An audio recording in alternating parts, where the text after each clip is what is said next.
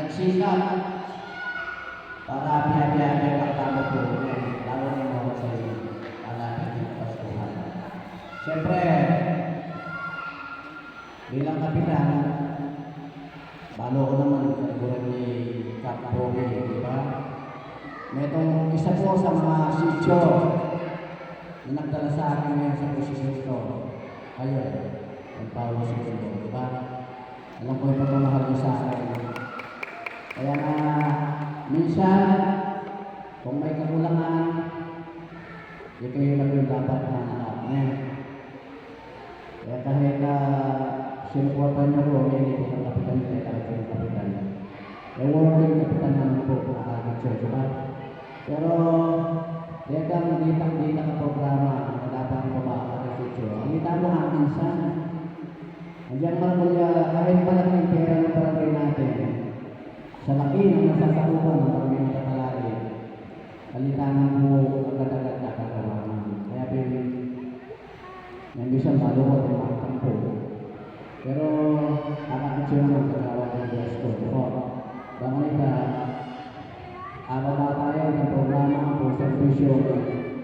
Bago yun naman, ipaglubog ng kapo rin ang Katalari. Nagkakwento niya ako yung mga muna kanina. Sabi ko, man, bilib ako sa, foundation? Bilib ako sa foundation niya. Ako, kapitan na ako, pero hindi ka naman yung gano'n ang papawala. Pero inalagay niyo. Gawin niyo yung target ka. Kaya rin na yung buong Katalari. Lumipat na kaliwang barangay para ay extended ang service dapat ay pera ng tao. Kanya-kanya may puso sa oras. Referendum grupo ang tawag ng tao. Ang grupo, malasakit ka ng kadagawin naman. Ako ba? Ikichu, hindi ang po ko. Sa nakuya, iba nakakalatao. Ini-entertain ko ka pare. Pero inisip ko na bumalang yung bagay pa. Ini-oras niya, kaya ganda kayo. Ganda na nga panahon, ganda na nga budget proposal sa mo, kaya bilhin mo pa mo, na tinantang niya sa loob at pag-ibig diba? Ang polang rin nyo, ito na ibig Diyos, meron niya po ang nagkakita nyo na yan, bakit ka, maging masama ako ka ng pag-ibig.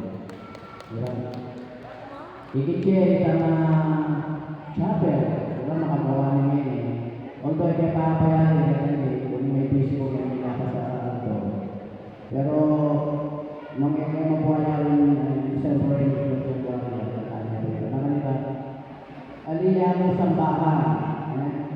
Aliyah mo pagtausan minsan.